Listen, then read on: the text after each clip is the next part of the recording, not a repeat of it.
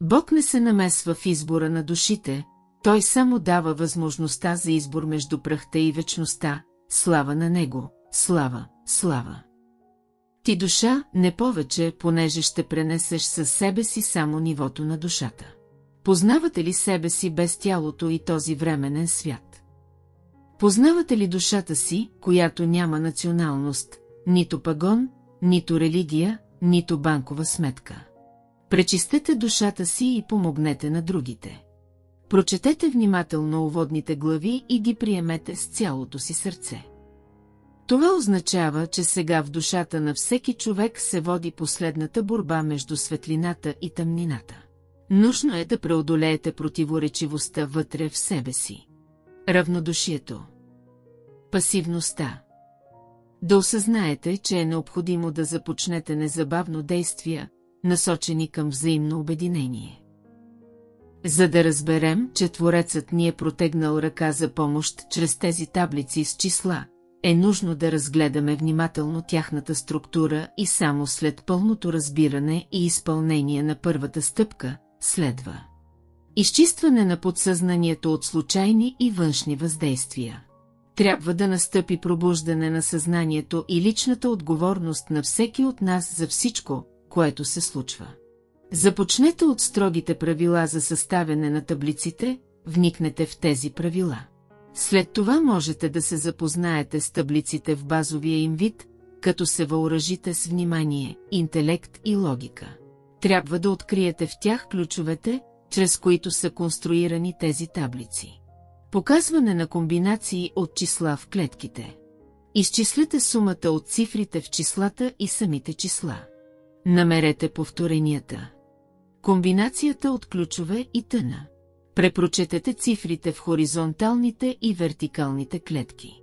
Благодарение на тези числа в таблиците се извършва прочистване на подсъзнанието чрез полезни вибрации. Изучавайки структурата на таблицата и конструкцията на осемлъчната звезда, си задайте един важен въпрос.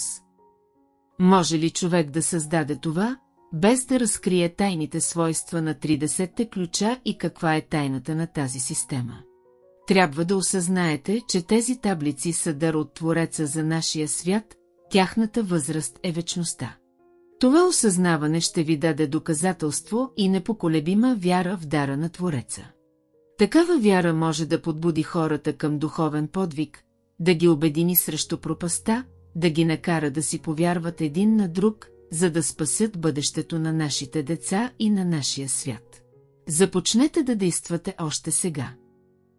На този етап започнете да споделяте новината за книгата, за дара на Твореца, помогнете на непробудените да погледнат в книгата на Твореца и да извървят първите стъпки, описани горе.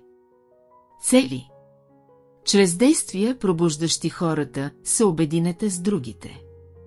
Помнете, не е нужно да настоявате или да се налагате.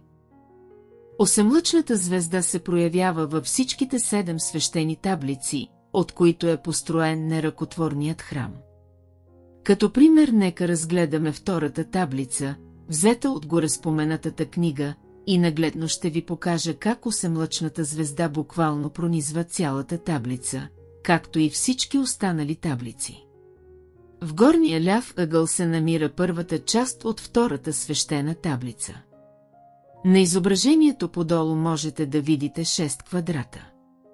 Всеки квадрат показва същата подредба на цифрите, както в горния подраздел.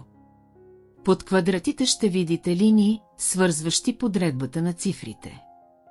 Сега ние свързваме противоположно насочените фигури заедно. Подолу са показани трите получени фигури. Като ги наложим една върху друга, получаваме крайния резултат, който може да се види в последния квадрат вдясно. Това божествено ниво на сложност е отвъд възможностите на човешкия интелект. Всичко това е взето от 7-те свещени таблици, които са били запечатани за човечеството в продължение на много векове и са разкрити едва когато е дошло нужното време. Мнозина не разбират, че това е не просто чудо, а чудо от Всевишния. Ние просто сеем семената на доброто и разума. Дали тези семена ще покълнат в другите хора, или не, е техен избор, това е тяхното изпитание. Благодарим ви за вниманието.